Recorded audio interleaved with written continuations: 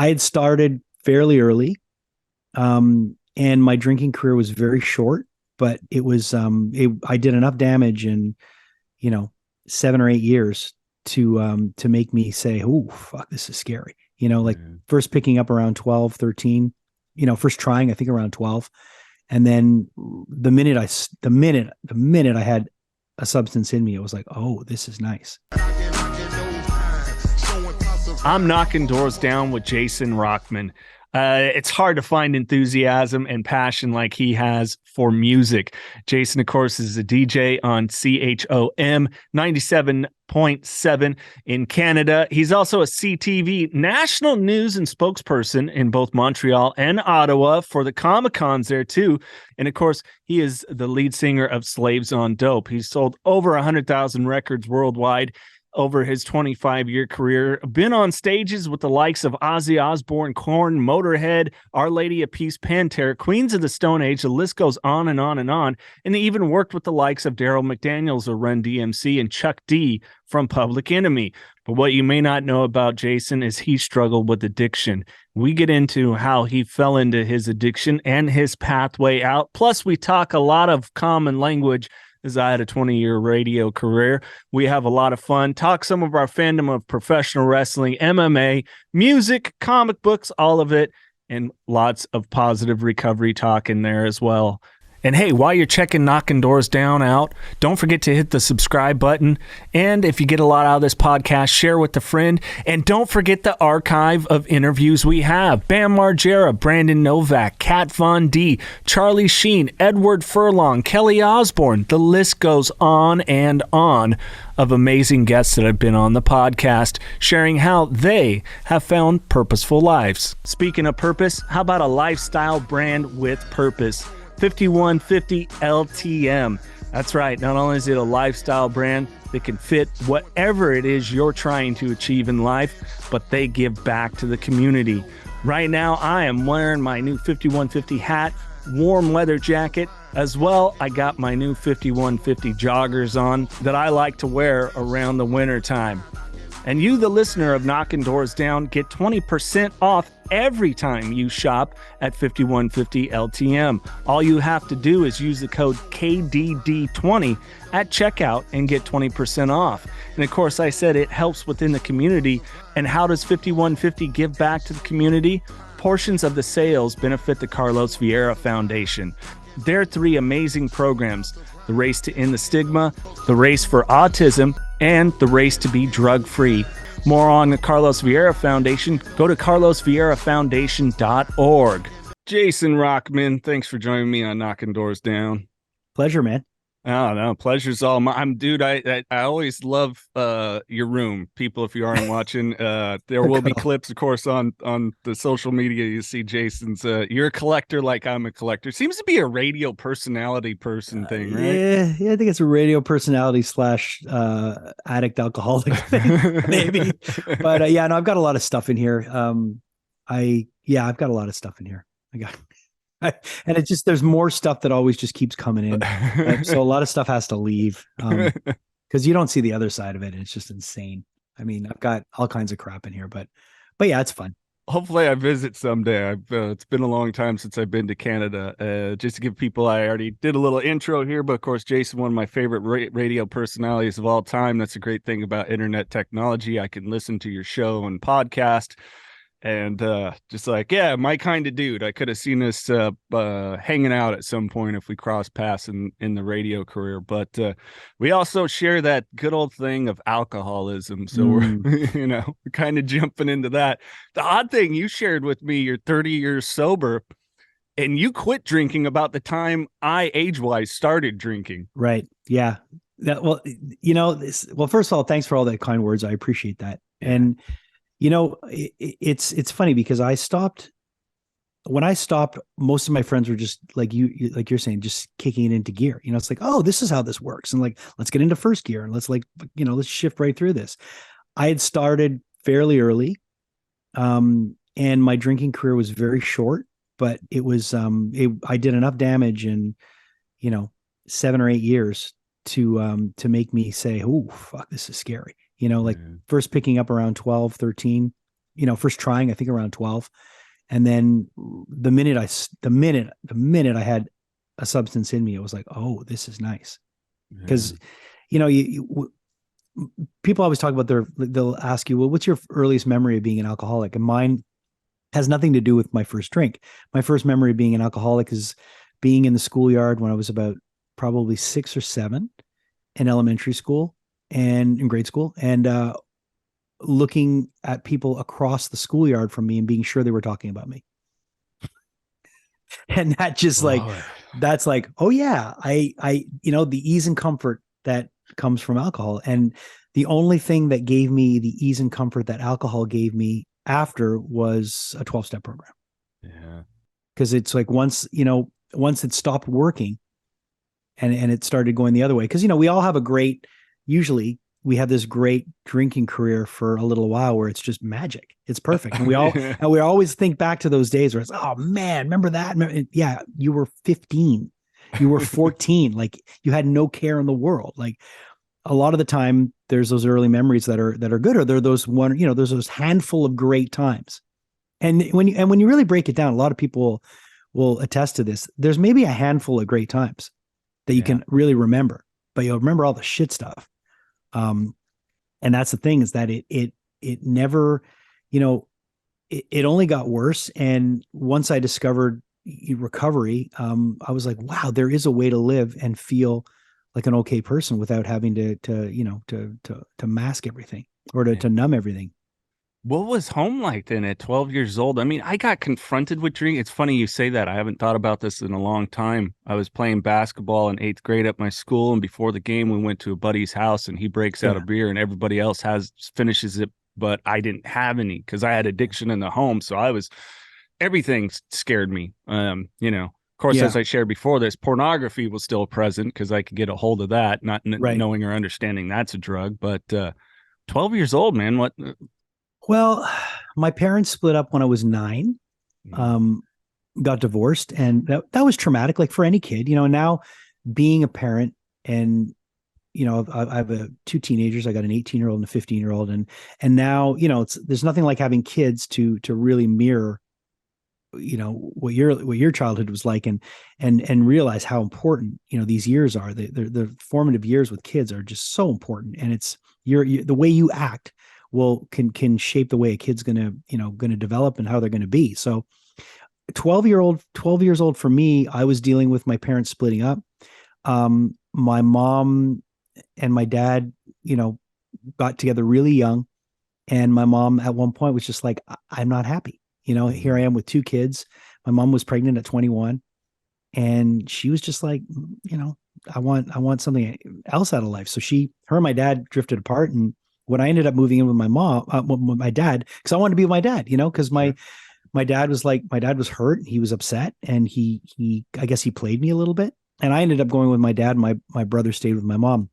So when I moved in with my dad, I was put in a situation where I was living with my dad. He had a girlfriend, and she had a son who was older than me. And that's where I started drinking. That's where all my using started, I had an older sibling now. And I thought he was the coolest thing in the world. And I just remember my first drink being at a Christmas party.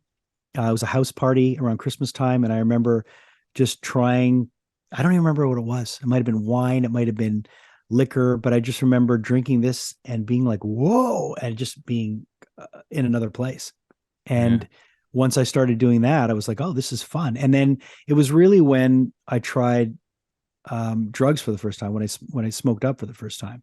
I got high at around 15. That's when the 2 together were just, from then until 21, I was every day, every single day. And it was amazing how, the drinking was from maybe 12 to 15. It would be occasionally here and there. But once I started, smoking and putting the 2 together, that was what really just got me doing everything else. And I gotta ask much. I mean, I'm mirroring what you're saying, but again, I was a late bloomer with substances per se. But for me, like that's also where that escapism of music came into play.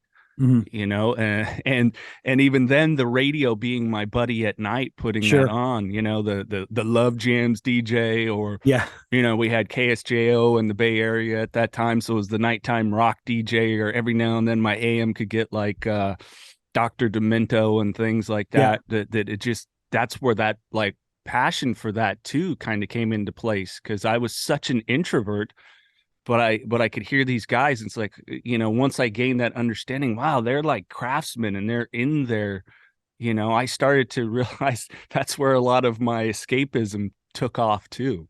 Yeah. I mean, mine was definitely in music. Through music. Music was always my best friend. You know, the great thing about music was you could just put your headphones on and you could be in the world you wanted to be in. And music was everything to me when I was growing up. And I never wanted to be a musician. I mean, I ended up being a musician and being in a band after, and that's what I did professionally for a long time. But my music was my friend, you know, and it was like all my these bands meant the bands I grew up with meant the world to me. And I, you know, I always worked. I always had paper routes and all kinds of, you know, all kinds of little jobs from when I was really, really young. So I liked independence. I liked having money, and I liked being able to do things. So I started buying records, and I remember, you know, I would take out a record and I would go buy it, and then I would listen to it and stare at the, you know, at the sleeve and at the liner notes and everything. So I can understand how these, you know, for you with radio, like music was my everything. Everything that I loved was there. Music and movies, Yeah. all that stuff. It's like wherever you could escape, reality and be and live in this world where things were different, you know? Yeah, all too well.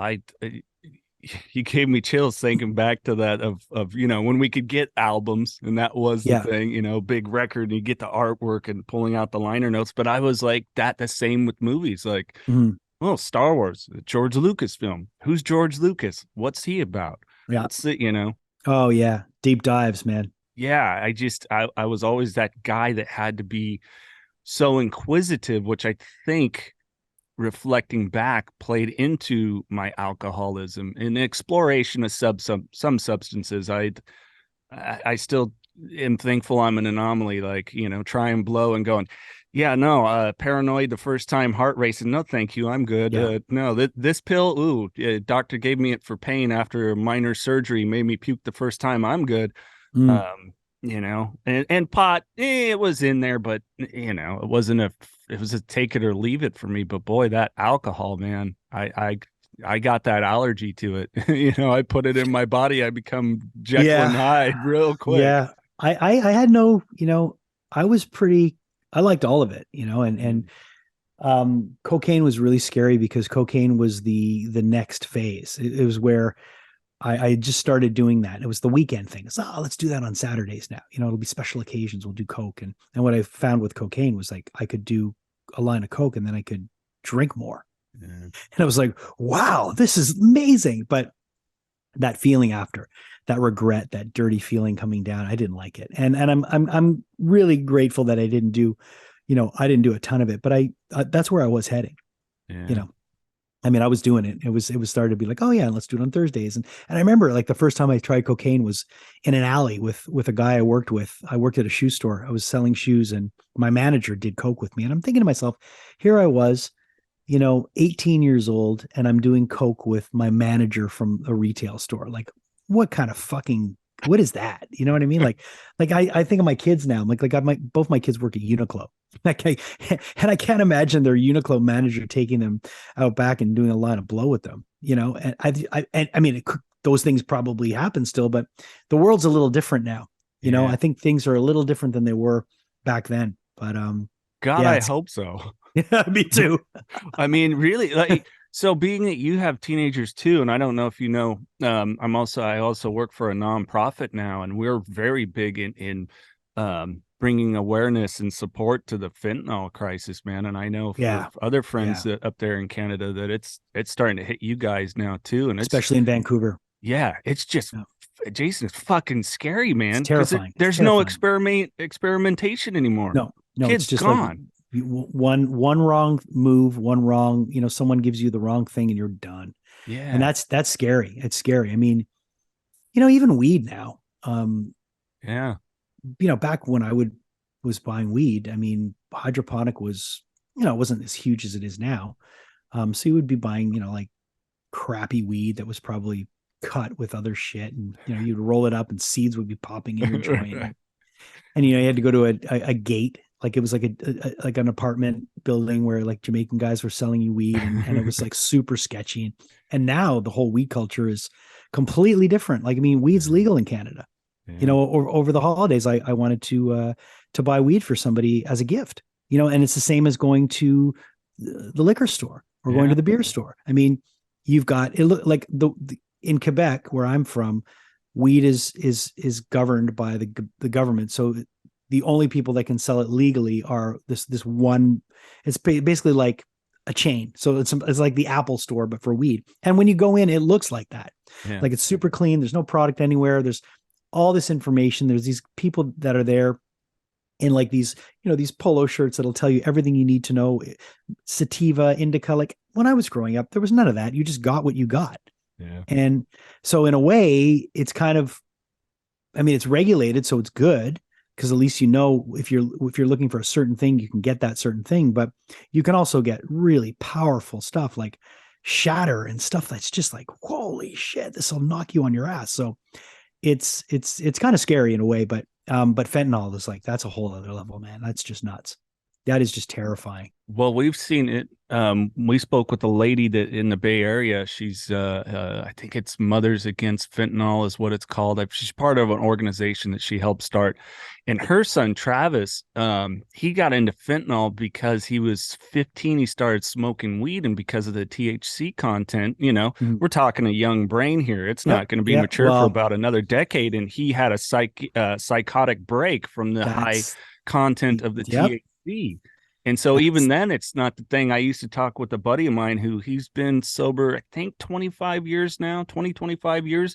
Mm-hmm. And he used to say, if I had a choice between my kids drinking or smoking weed, it'd be weed. And now he's like, I'm scared for him, period. I know. And that's the thing.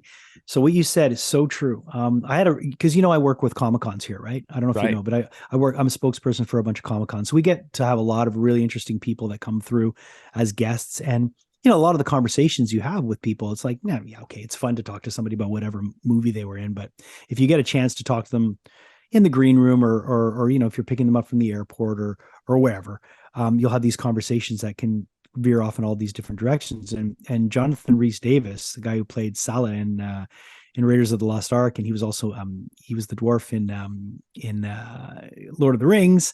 I forget. I think it's Gimli. I'm not sure. My wife will kill me right now. Sounds right. Yeah.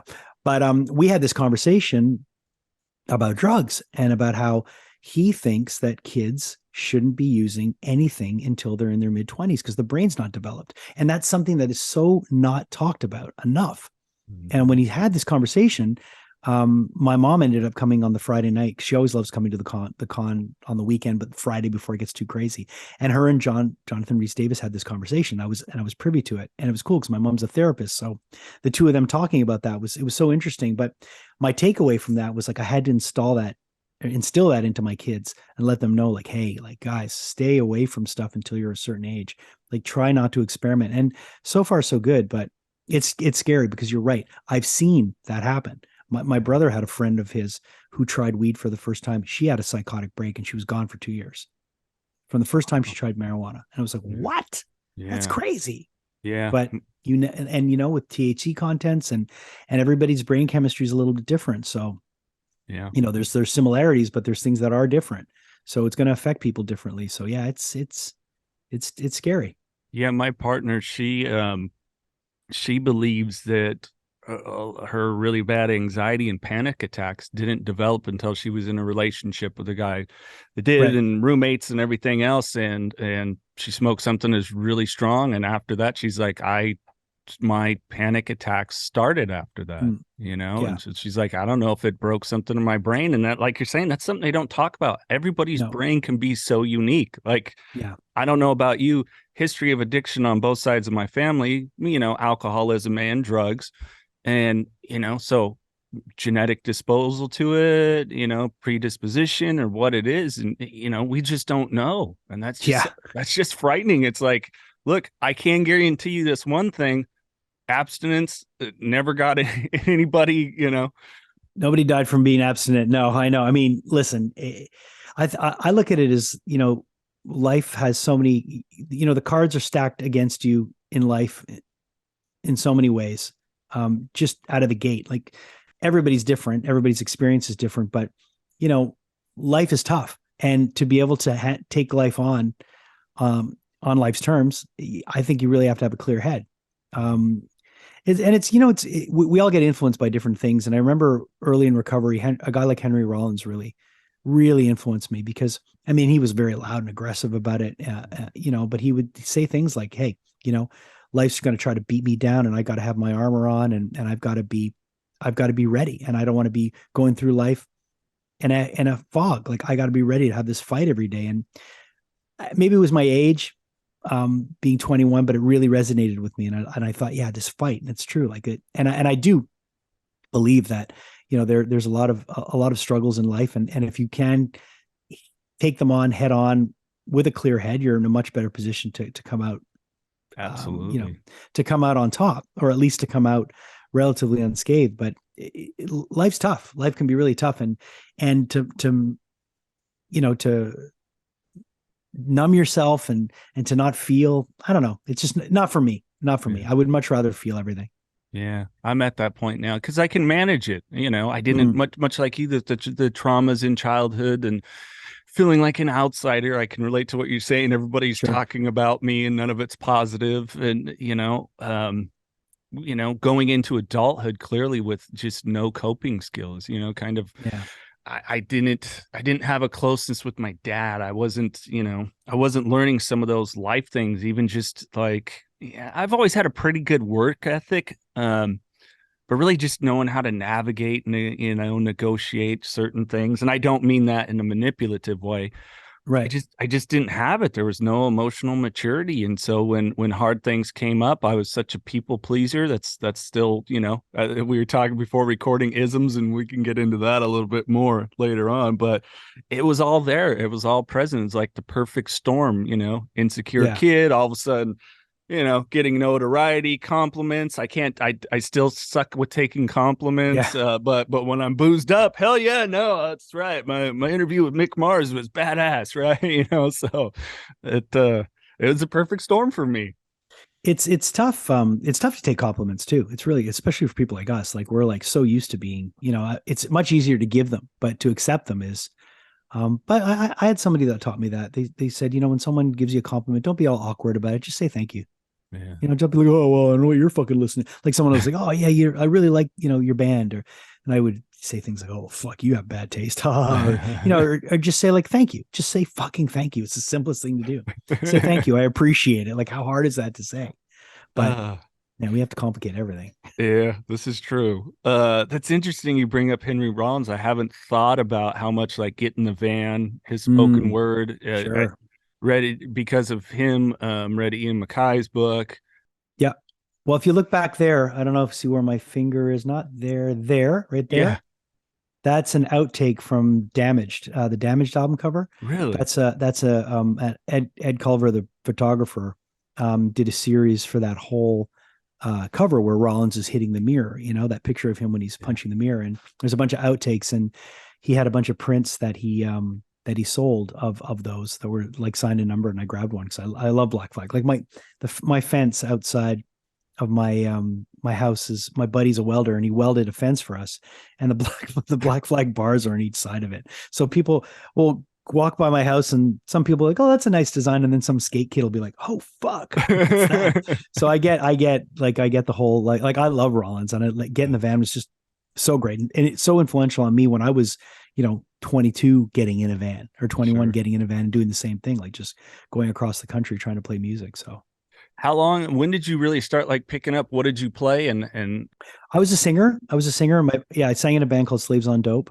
And I was in that band the band still exists. It's my guitar player and I, it's our band. And we started, we've been in that band for, it's like going on, I think it's 30 years this year. I said, yeah, I think it's 30 years this year. Wow. February 5th will be 30 years. Christ.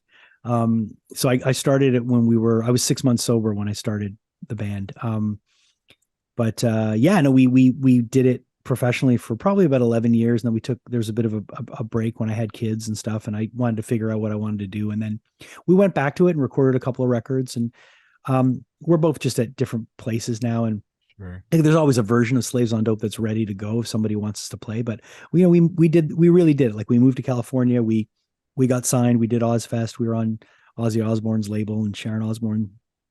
We did it, and I loved it. It was fun. There was a time in my life where it was an incredible outlet for me. But like anything, and again, going back to Rollins, like where he's at in his life now, I hear him talk about being in a band and how he just thinks he goes, I got to a certain age where I'm like, I don't want to be that guy getting up on stage. It just looks stupid.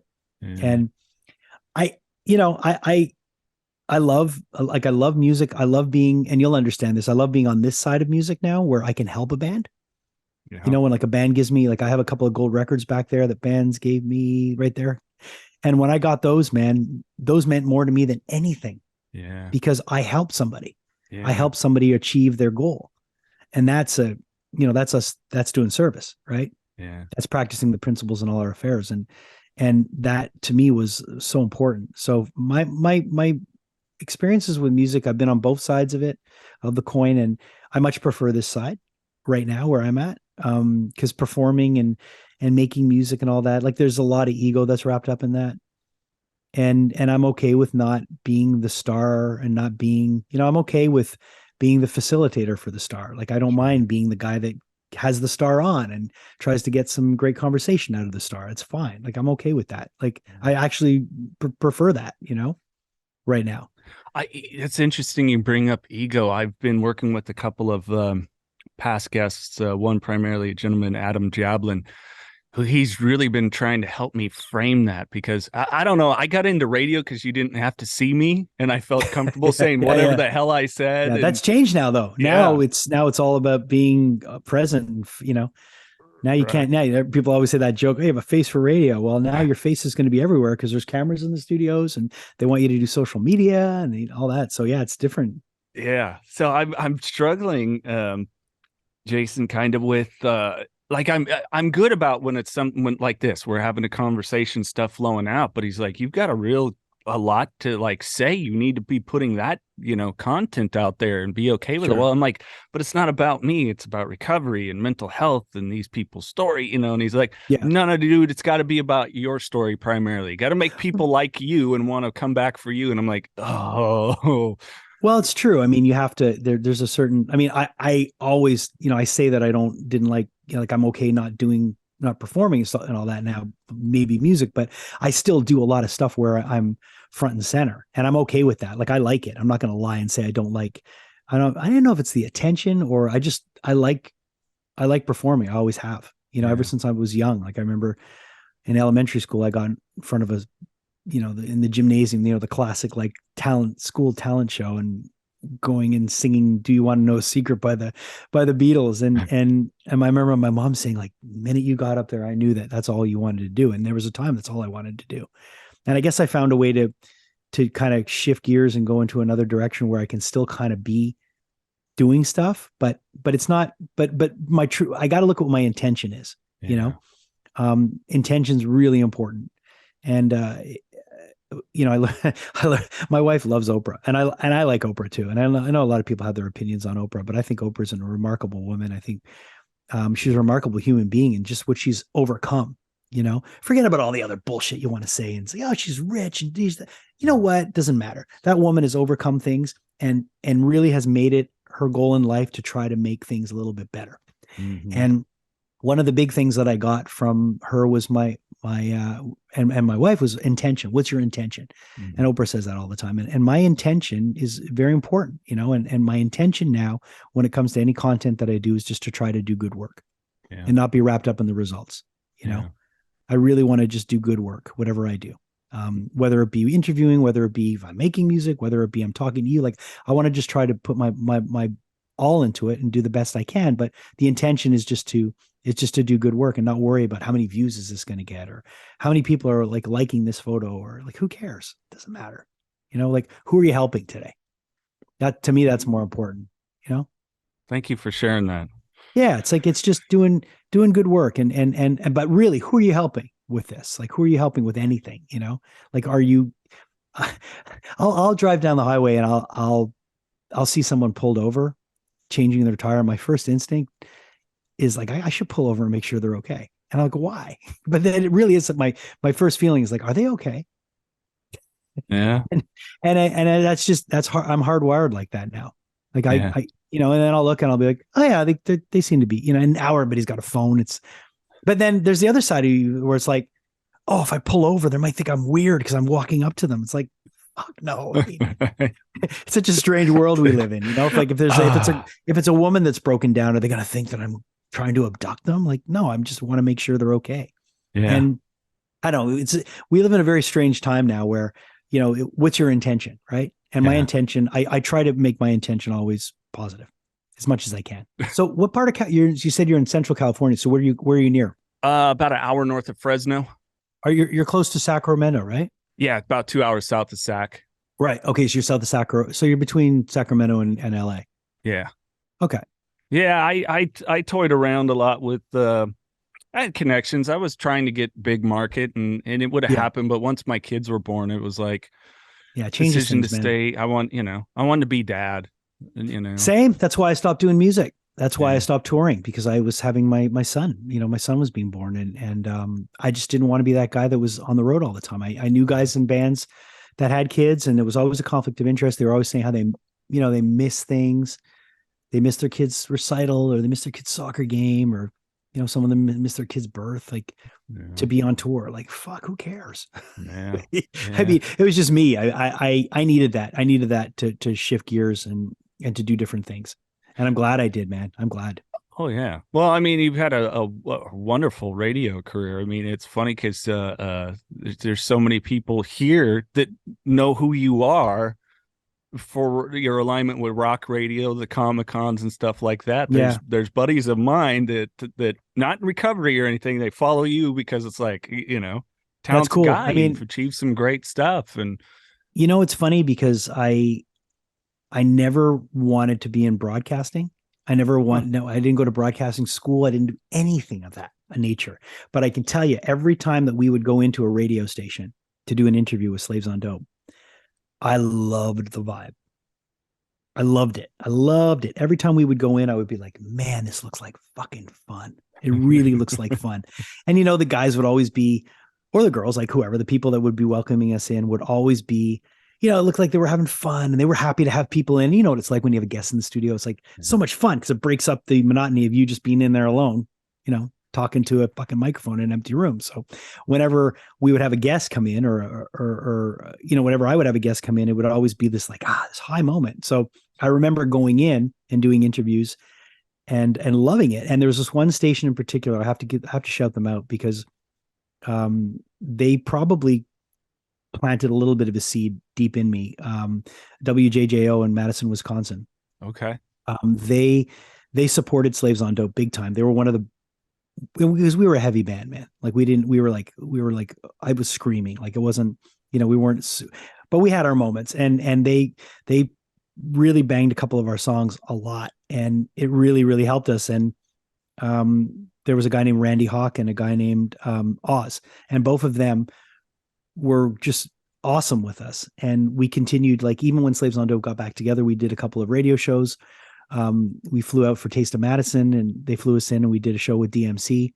And it was just those early times going in and being on tour and going into Madison and doing the radio shows and co-hosting a show. And I loved it, but I never thought I would do it. Never thought I would do it. It was never like, oh, I want to do that one day, but I just remember, hey, I like that. That was fun. So it just I literally stumbled into radio, man. I stumbled into radio. Same, but how for you? So when I quit Slaves on Dope, I went and worked at a Sunglass Hut. I literally went from being like on the road 10 months a year, came home for Christmas, was with my girlfriend who was pregnant. And I said, look, I can't go back out on the road. I was supposed to go to Europe for 3 months. I was like, I can't do this anymore. This has got to stop because I'm not going to be that guy who's going to be away from his kid. And I got a job at a sunglass hut because one of her friends worked at Lens Crafters. And she's like, my friend can probably get you a job there. And I was working at the mall in my neighborhood, managing a sunglass hut. And I remember I was so proud because when you're a musician, if you really, really want a musician that works at it and does it and really sacrifices things and moves places to go be a musician, you don't usually have much job experience besides any shitty job that'll keep you for as long as they can until you leave for tour and then they fire you. So I didn't have much job experience. I didn't have much education. I didn't have a lot of things that a lot of people are equipped with. Like I didn't have, university education. I had high school and I had a couple of years of junior college, which we here call CHOM. I went to theater school and I did a 3-year theater program that I didn't finish.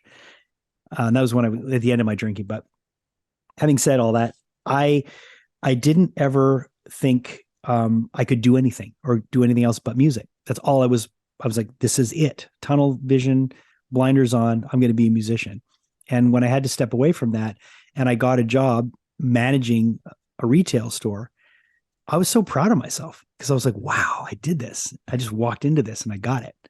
And then after doing it for almost a year, they offered me the biggest store downtown. And then at one point they wanted me to be a multi-store manager and maybe be a regional manager where I would run 26 stores and stuff. And I was like, wow, I was so proud of myself that I was able to do all this. But I never thought that broadcasting would be around the corner, and I did that. Then I ended up going work for my dad who had a transport company, and I hated my life, but I did it because my dad needed help. And I figured, well, if I'm going to work, I might as well work in a family business, So I kind of sold my soul to the devil with that one and worked there for quite a few years. But it was at that point where I got back together with my guitar player and we started talking again and we started making music. So I was spending late nights at his place in his studio recording the next Slaves on Dope album. And someone had mentioned to me along the way that you'd be a really good commentator. Like you'd be a great, columnist, like you'd be great on TV just talking about pop culture because you're into movies, you're into music, you're into all this stuff. So I ended up starting to do that at a local TV station. And one of the guys that I did it with worked in radio. And he had mentioned that they were looking for an overnight guy at Virgin, which was Virgin Radio, which was the pop station, So I did a demo for Virgin. Virgin heard it. And they gave it to the rock station and they called me and they were like, we heard your demo. Would you want to come in and maybe talk about a position? I was like, okay. And that was it. And I ended up working overnights, midnight to 5 a.m. for a year. And I worked at my dad's trucking company for almost a year. I did both, where I would work from midnight to 5 a.m., go to sleep at around 6, wake up at around 11:30 and go in for 12 to 5. So it was just a grind, man. And then at one point I just walked away from my dad's company and went into radio full time, but I really had no experience, man. I had none. So that's why, it's funny because my kids make fun of me because I got my knuckles tattooed this year and I got self-made because I really feel like I am, and I know a lot of people in recovery will go, that's not true. It's your higher power that helped you with all that. But at the end of the day, I'm the one who makes the decisions. Right.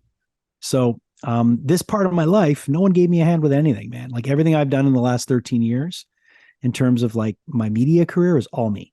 Yeah. It's all me just, trusting in my higher power, trusting in making the right decisions and just taking the next indicated step. Yeah. Next indicated direction, following it. And it just led me here. And it's also opportunities, like taking hold of it and saying, hey, I work at a radio station now. I've got a platform.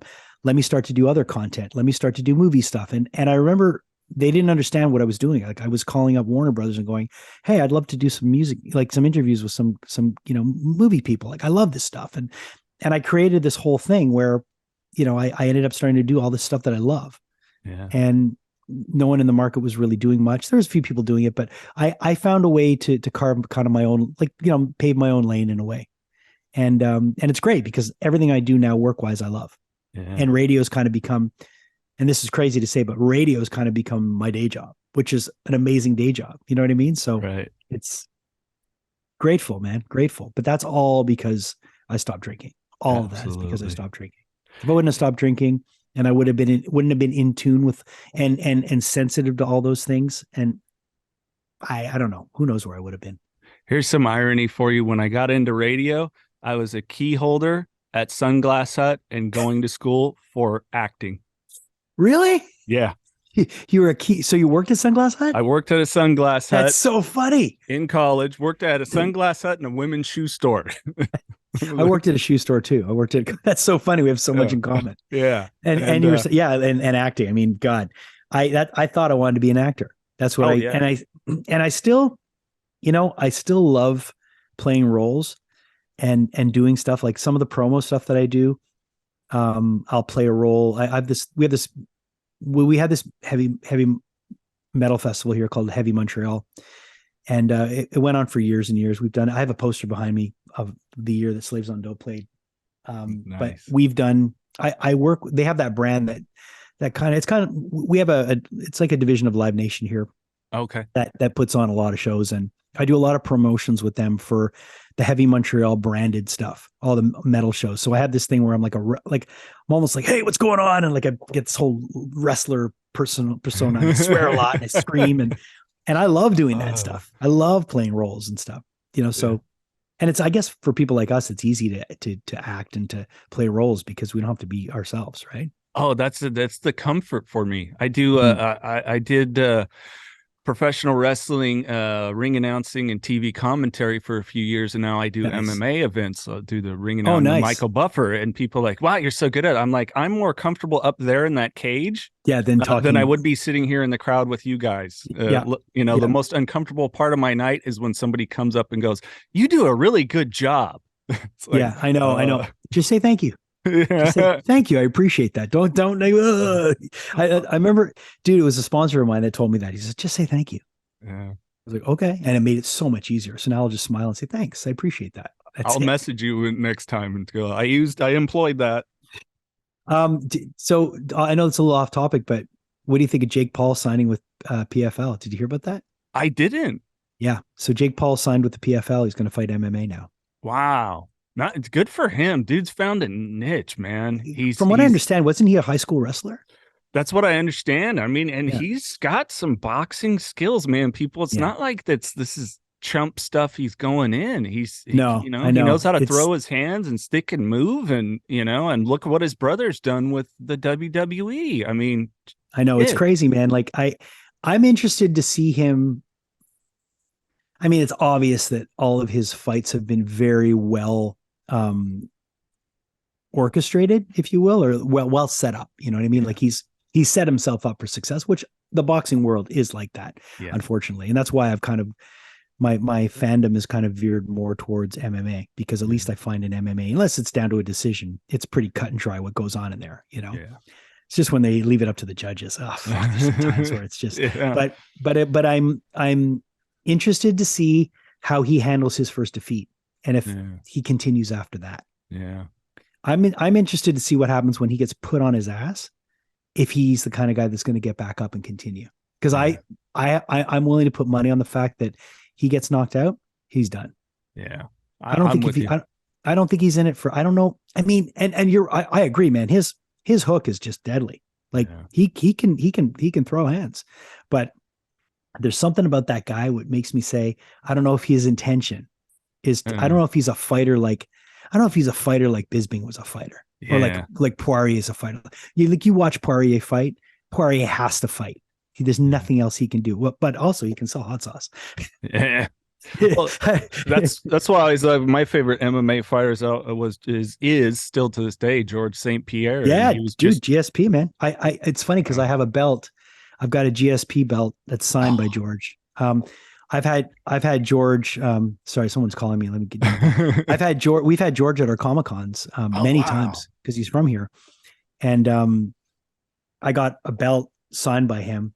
I'll send you a picture, and it's out being framed right now because I want to put it up, and it was lying around like it was on the back of his couch for 2 months, and I was like, okay, this has got to be put in a frame. But GSP is the best. Yeah, I mean because Bisping's my favorite fighter, but George is the best. I mean, he's the best, most well-rounded. Just everything about him is just perfect. Like the guy's classy.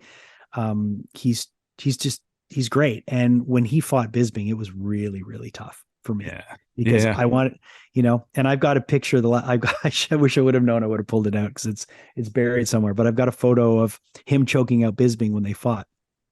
And George signed it, and he signed it, said, "Sorry, I choked out your buddy." And I'm like, I'm gonna get Bisping to sign this if I see him. And he's like, "No, don't do that. Don't do that. Don't do that." I'm like, "What do you mean? I want to have it signed by both of you." He's like, "Don't do that. Because don't bring that to get signed by Bisping." But yeah, he's incredible, man. Yeah. Here's an uncomfortable moment in this very studio. We had Chuck Liddell.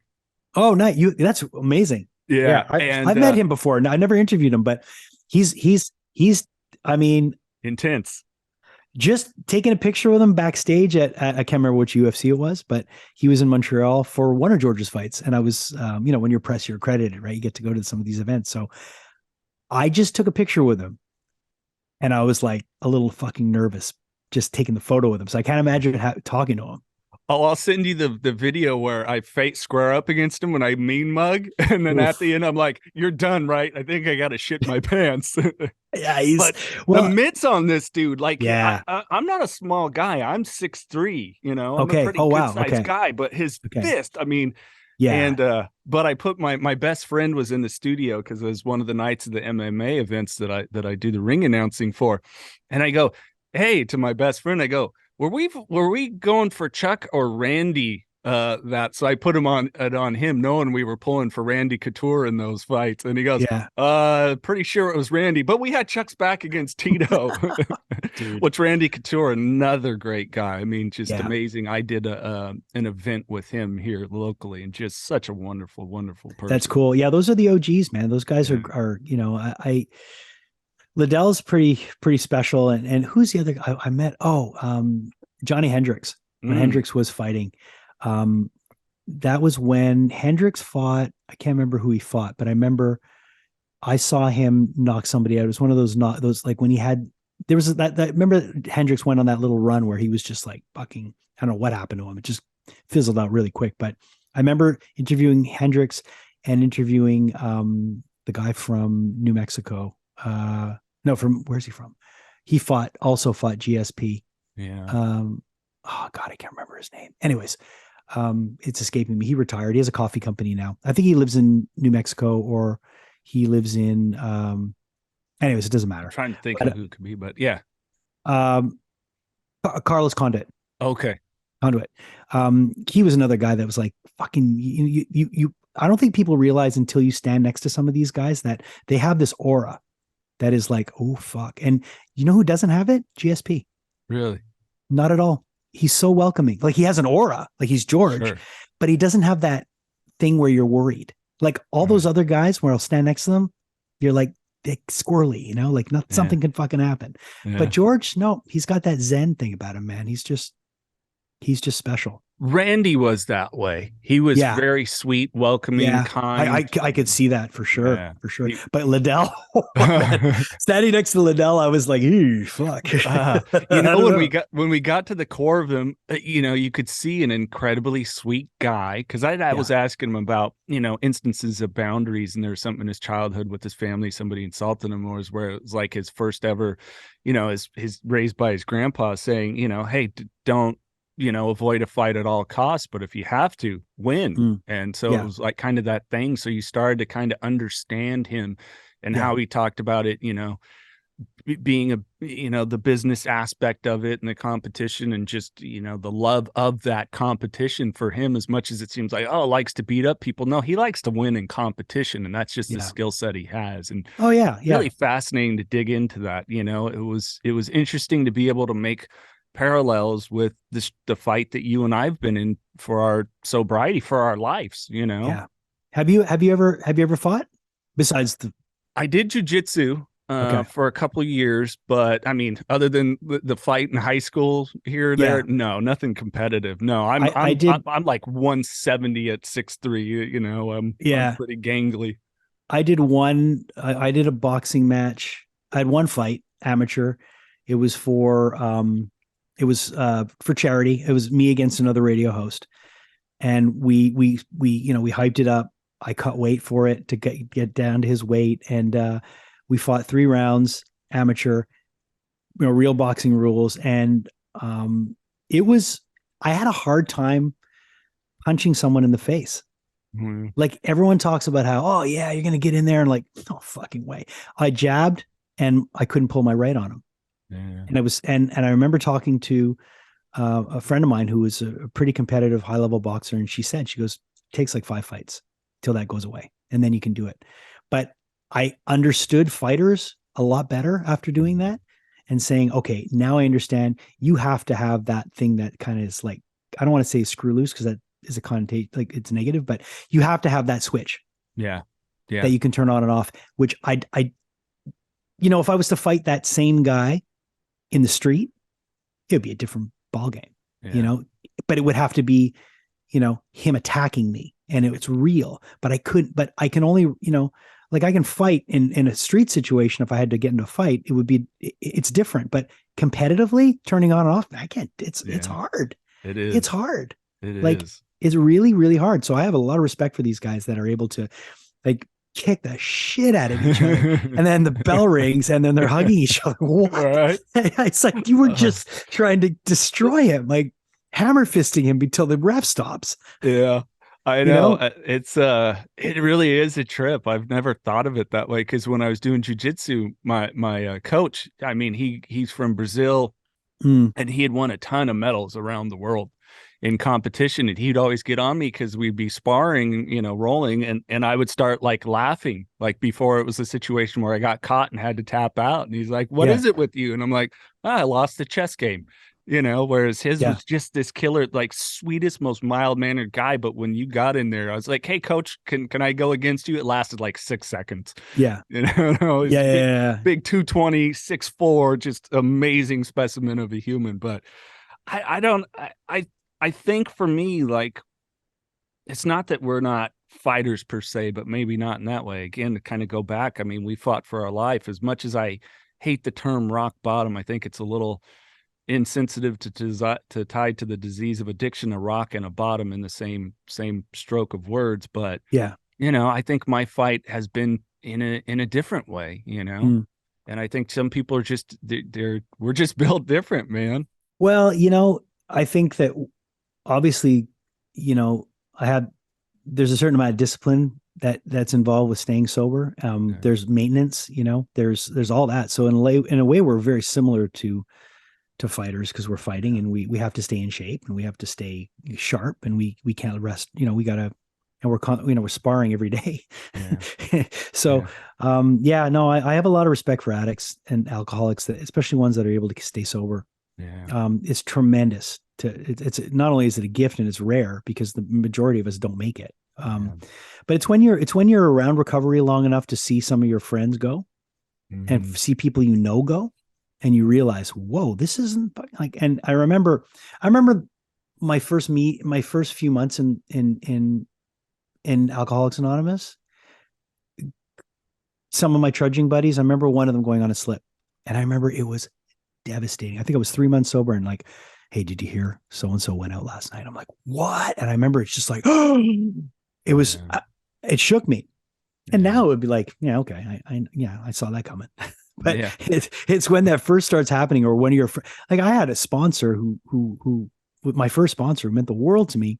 He went out with one of his sponsees and I was about 3 or 4 months sober. Wow. And I remember it was like, holy shit, what do I do now? Yeah. But the rest of the group was there to carry me and I was okay, but it was scary shit. But it's when somebody dies. Yeah. Yeah. It's when somebody dies. And I had that before I got sober, before I came into the rooms. I had a friend of mine that died in a drinking and driving accident, and he killed a whole family. He hit somebody head on, and there was a family in the car and killed them. And then he killed himself. And the guy that was in the car with him, the passenger seat, lived. Wow. And I remember that happening probably about 3 or 4 months before, maybe less, before I stopped. And I remember like a couple weeks later, we were all drinking and driving again. Like all of us, like all my friend group, we were upset, but and it was that having a friend here and then the next day he's not here. And now, I have so many people that I've known over the years. Just recently was the anniversary of a friend of mine that died 2 years ago. They found him in his apartment. This guy was such a talent, another broadcaster, talented guy, funny, good looking guy, funny, like just talented, man. And everybody loved him. Everybody loved this guy. Couldn't get his shit together. Yeah. He was in a major market, left, went to a secondary, tertiary market, and then kind of lost touch with him. I would talk to him every once in a while, and he would always try to get it together, but I knew he wasn't there. And then I got the word that, they found him New Year's Day. Like, he didn't show up for his shift, and someone from the radio station went and called him, knocked on his apartment door. His car was there, and then they started putting two and two together. And then it was like, yep. And that, it's devastating, but it's the reality. And that's what I got to remember, is that this fucking disease wants me dead. Yeah. There's no ifs, ands, or buts about that for me. I know that this disease wants me dead. That's the disease I have. Yeah. And if I don't take care, that could be me. That's why when people have asked me why, that are normies, why do you guys classify it as a disease? I said, no different than any other one. It wants you dead. Yep. Just does. Oh yeah. Yeah, of course. And as much as the Metallica album people don't like Saint Anger, there's one of my favorite lyrics ever from that album with James Hetfield said, "My lifestyle determines my death style," and that has stuck with me forever. It's a great line. Yeah. If there's anything to pull from that record that was good, is that. Yeah. I love the song Saint Anger. Yeah. It's just like, I go to the live version of it. I got to tell you, man, look, there's some stuff that happened in the 90s with Metallica that's questionable. Sure. But you try putting any other band up against them live, there's nobody that touches them. They're so fucking good. But the proof is in the pudding. They did a tour where their entire set list was by request only. So it was the by request tour. And if you bought a ticket, you got an access code to go online and vote for the set list in your city. And when they played Montreal, it was Black Album and before. There was not one song in the set after the Black Album. Oh, I'm sure. Montreal is a real metal city, and Quebec is a metal province. And I love Metallica, and they'll always be one of my favorite bands. And I thought Hardwired was good. I thought Death Magnetic was good. I'm looking forward to the new record. I love Lux Eterna. Like, I think Metallica is great, but even Load, Reload, Saint Anger, it's like, but there's moments, Yeah. There's many a songs I revisit off of the Load, Reload. As a matter of fact, I started taking bass lessons again. It's been like, it's been almost 20 years since I've taken bass lessons, and just my chops. I just don't have ears. The mechanics, I got that. The ears.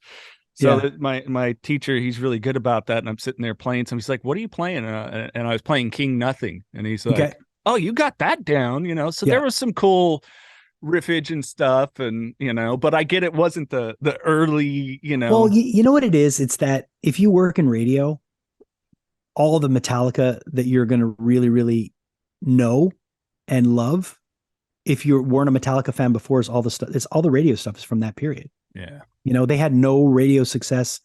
That's what a lot of people forget about Metallica, is that when they put out One, like, that was the first video that they had ever done. And that was from And Justice for All. They had never made a music video before that. And they were selling out arenas all over the world. Yeah. They were doing hockey rinks everywhere with no radio support and no MTV support.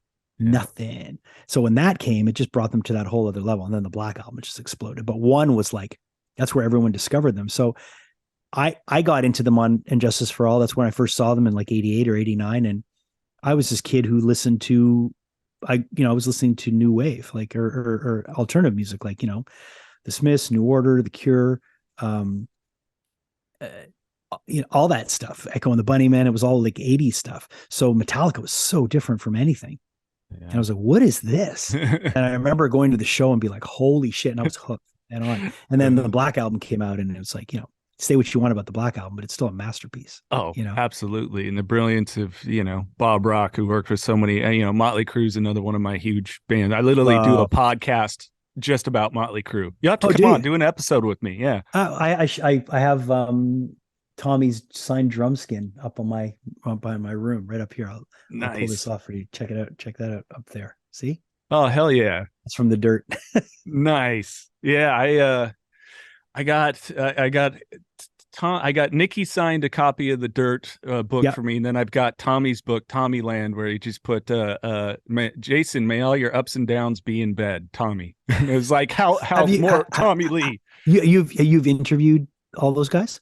I have. I've interviewed everyone. That's actually I know we're getting close to pressed on Yeah. time, so I'm going to jump into random questions here. Yeah. So I Sorry. finish up and have fun, so we can bring that up in there. So let's dive into it. We'll have to do a part 2. This has been a Yeah, blast. definitely. I think we're gonna have to talk again. Yeah, we've done meeting stuff, but never just sat and bullshitted before. So, all right, let's go in. Top 3 favorite interviews that you've done. It's hard to say because I've done a lot of really cool ones. Definitely, I think my favorite interview that I've ever done, and it was on my podcast this last year, was Matt Wallace and Billy Gould from Faith No More. Yeah. Matt Wallace produced all those integral Faith No More records, and Billy Gould's, like, Faith No More is my favorite band of all time. No ifs, ands, or buts about it. They're the most important band to me. So being able to talk to them for over an hour about Angel Dust and about The Real Thing, and it was just, that was right up there. Obviously The Rock was an important one, you know.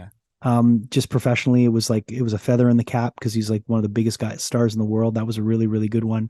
I popped for you so big. I was so excited for you. Oh, thank you, man. Yeah, no, it was a big deal. Like, having him in front of me, and just, I mean, talk about a specimen. God, I mean, the guy's just a beast, you know.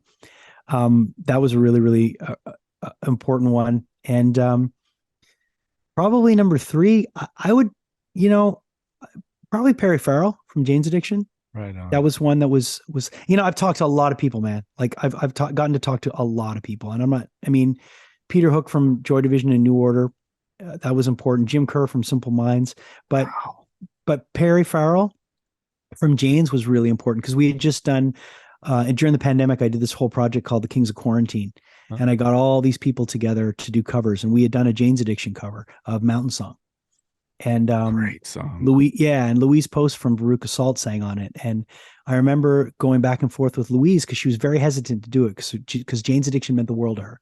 And when Perry Farrell complimented the cover and said, Louise did a great job and you were good too, and pointed at me, I was like, holy shit. Because Jane's were so important to my musical life. They were right there when I was starting to write music. So, Nothing Shocking and Ritual to Habitual, those 2 albums were just like so important. So yeah, those would be probably all the ones that mattered to me were the ones that mattered to me. You know what I mean? Like, there's interviews that I did, like, I think my most popular interview was the guitar player from Rush, Alex Lifeson. That was a really, really big one for me. And it was a really nice interview, but I love Rush, but getting to talk to Perry was really important. It was really important. Yeah, he's one of those people. Dave Navarro, big influence on me. Yeah. I would love to be able to talk to him. Not only, like reading I have a great Dave Navarro story. Oh God, go for it. I'll tell you it really. So when I first moved to California, I was about 8 years sober, or 7 years sober, 7 or 8 years sober. And I went to my first meeting in Hollywood. And I don't know if I should say that. Is he openly in recovery? He's okay. He was going to come on here, and then he got COVID real bad. Okay, I don't want to break his anonymity. So I don't want to effects. No, he talks about it. All right, so I just don't want to. I don't know if that's the. Anyways, I was at a meeting, and it was my first meeting. I'd gotten to Hollywood. We moved to Hollywood, and I went to a Hollywood meeting, and I was like, okay, moved to California. I got to get to a meeting. So someone said, go to this meeting, and I'm at the meeting, and I look back. And Scott Weiland walks in. I was like, holy shit, Scott Weiland's here. Holy fuck, that's crazy. Wow, I'm really in California. And at the end, we're doing the Lord's Prayer and we take hands. And I look down and there's this guy who's got these Roman numerals on his hands. And I was like, oh, that's cool. Well, that's interesting. And then I'm putting away chairs and this guy's with me and we're stacking tables together. And I'm looking at him, he's got a hat on. Comes up to me and goes, hey, are you new? I'm like, yeah, I just moved here from Montreal. He goes, oh yeah, cool. Nice to meet you. He goes, well, let me give you my number. My name's Dave. And I shake his hand. I look at him. I'm like, you're Dave Navarro. Hang on a minute. And I run out to my car and I grab a demo tape and I run in and I give it to him. I go, here's my band. We just moved here. And I just see him go, gone. Yeah. And I was just like, oh, you idiot. And I Yeah. fucking learned such a valuable lesson that day that I never would do anything like that again. But we had moved there for the singular purpose to get a record deal. So Right. my blinders were on. It was just that. And I got to make amends to him. After we got signed, I was at Jumbo's Clown Room, which is an establishment in California where people, it's a place. Yeah. And I know I know it. Yeah, I was in the bathroom washing my hands, and I look over, and Dave Navarro's at the next sink next to me washing his hands. And I look at him, I go, hey, man. He goes, hey. I go, I owe you an amend. He goes, what are you talking about? I go, I met you a year ago at a meeting. And he's like, oh, I said, I apologize. I go, it was really uncalled for. And I got to make the amend. So that's my Dave Navarro story. That's good, man. Yeah. That's dope. I love it. I would have to say, so we'll just stick with radio and I'll just run them down. Number 3 for me, probably, gosh, now I'm trying to remember back with all the cool ones that I had. It wasn't necessarily a musician, but Steve-O coming in studio. I wasn't yet. Yeah, I that's was cool. I was in and out of the rooms at this point. Like, was he sober? He was sober post the divorce and my divorce. And so I was kind of in and out, I was a fucking mess, Jason. And he could tell, like, through the conversation, he just dropped some wisdom on me. So he helped plant that seed. And that's the sole reason I've really wanted him on the podcast. Even if I got him for 5 minutes just to say, thanks, you planted a seed. Sure. So significant there. Number 2, I think the most underrated band, especially in America, in studio. It was so cool to finally meet and talk with him, Danko Jones. Oh yeah. Yeah. I've talked to Danko. He's a great guy. Canadian too. Fellow Canadian. Such a talented guy. And so finally got to meet him, see them live. And then number 1 was Mick Mars for sure. Because Motley's so huge. And I just like and Mick's the guy that doesn't talk a lot. He doesn't talk to a lot of people. So I got an hour. That's amazing. Because Mick doesn't talk. He's not the guy. Like he's the guy behind the scenes, man. You know, he's the older dude. He's the guy that's over all this shit. Oh, I still believe that's why he retired, why he's done. He's just fucking over it. I think physically too, you know, just where he's at. But Mick, I love Motley, man. I hear you on that. Gotten to talk to Tommy and Nikki but never talked to Mick. That's crazy. That's really cool. They're all a blast. I got Vince about 15 minutes, Tommy and Nikki about a half an hour, but Mick, it was the end of his day, a phoner, and they were running late, and he gets on, apologizes, and I go, that's okay. You're my Jeff Beck. And once I said that, he was like, how much time you need? I'm like, I'm on your schedule. He's all, we got as much time as you want. Wow, that's great. When someone says that, you're in for a nice conversation. It's great. Not the worst is when they're like, "Yeah, we got about 6 minutes, so let's go." Right? Like, oh shit! Yeah, things radio people outside of the business do not get. All right, let's go real quick and random. Your biggest ism you still struggle with to this day? Food. Food is one.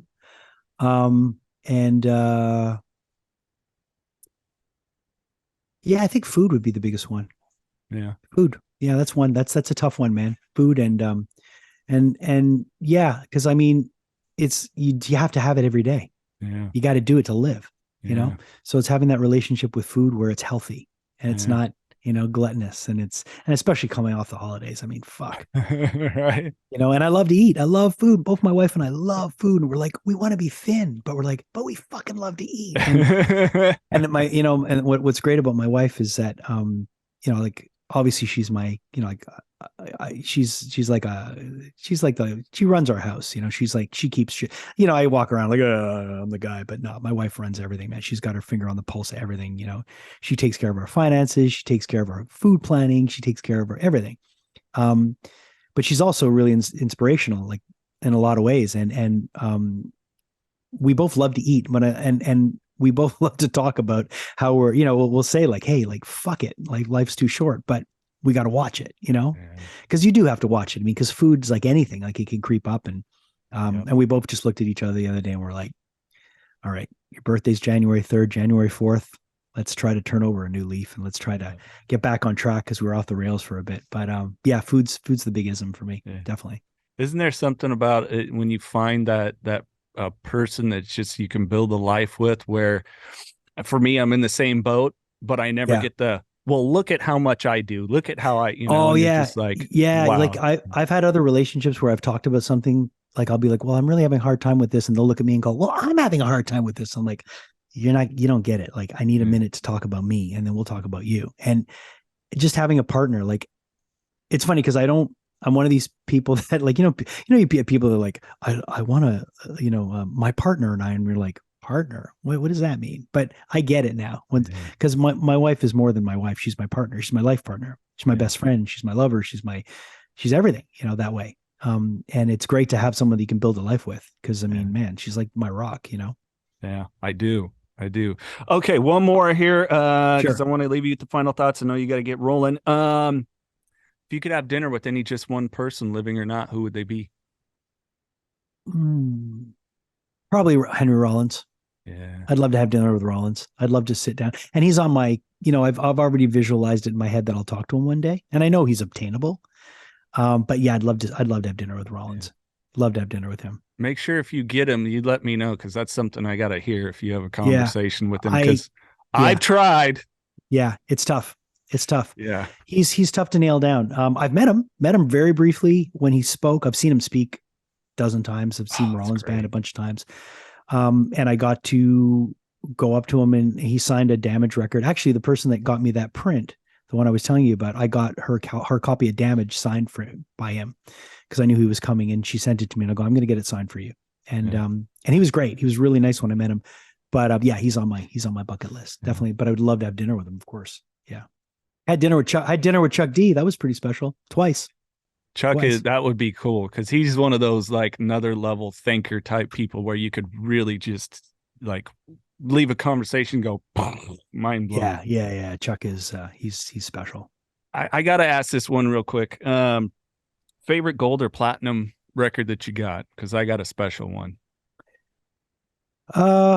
This band Half Moon Run. They're a Montreal band. They first came in on my show in 2012, so it's about 11 years ago. They came on, and maybe 4 months before they came on, or 5 months before they came on, I got a copy of their record from a buddy of mine whose label they were on. And I remember listening to it, and the next day kicking under my music director's, but my program director's door and saying, we got to play this band. And they were like, yeah, it doesn't fit our format. I'm like, dude, this band is amazing. And we have this thing called Classic Vinyl Sunday, where every Sunday we'll play a classic record from front to back on vinyl. And a year later, we were playing their whole album on Classic Vinyl Sunday, which was unheard of for a new band.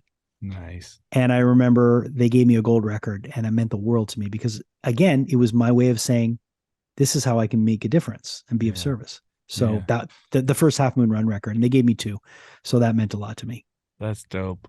Yeah. They probably didn't need it, but when I ran the rock station that I did, I was the first official ad for Chicken Foot in the U.S. Oh, nice. And so that's one that still hangs in the house. Most of them I left behind at the studio, the station and stuff. But that's pretty cool. Then be able to talk to the Red Rocker was like, yeah, come on, that was dude. Pretty dope.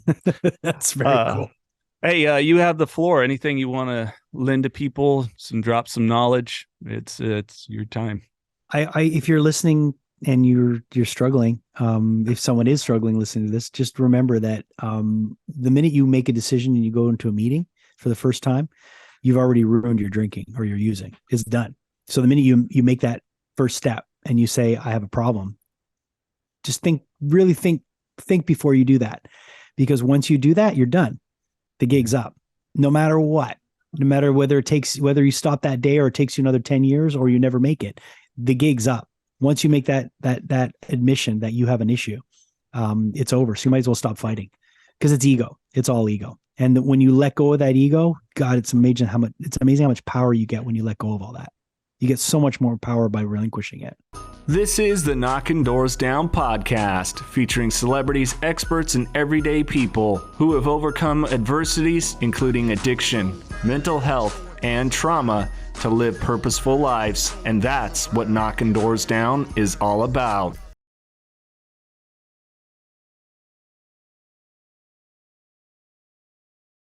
This podcast contains the views and opinions of the Knockin' Doors Down hosts and their guests to the show. The content here should not be taken as medical advice. The content here is for informational purposes only. And because each person is sharing their unique perspective, please consult your healthcare professional for any medical questions. Views and opinions expressed in the podcast and website are our own and do not represent that of our places of work. While we make every effort to ensure that the information we are sharing is accurate, we welcome any comments, suggestions, or correction of errors. Privacy is of the utmost importance to us. For those wishing anonymity, people, places, and scenarios mentioned in the podcast have been changed to protect confidentiality at the request of certain guests. This website or podcast should not be used in any legal capacity whatsoever, including but not limited to establishing standard of care in a legal sense or as a basis for expert witness testimony. No guarantee is given regarding the accuracy of any statements or opinions made on the podcast or website. In no way does listening, reading, emailing, or interacting on social media with our content establish a doctor-patient relationship. If you find any errors in any of the content of this podcast or blogs, please send a message through the contact page. This podcast is owned by KDD Media Company.